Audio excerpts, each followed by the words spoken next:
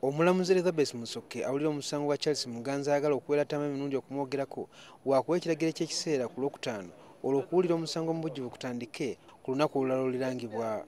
Muganzi agamba nti Tamale okuva omwaka oguwedde azze amuyita omubbi era omwekobaanyi ekissa erinnya lye mu bantu ab'ensonga mu ggwanga. Muganzi ayagala Mirundi amuliwe miliyoni za siringi 300,000.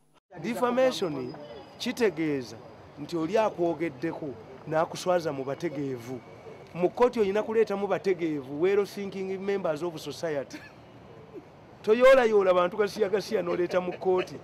Nenga kye tusaba yemuyimiriza okuddamu okulebula kilayanti waffe Mr. Muganzi.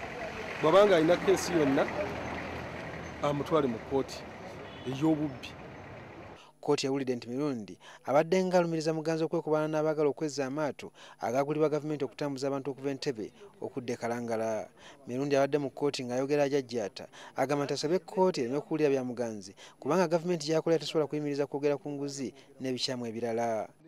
Abaludde oluwaabi bagamba nti Tamale bamuwaabidde ng'omuntu so si ng'omwogezi wa pulezidenti.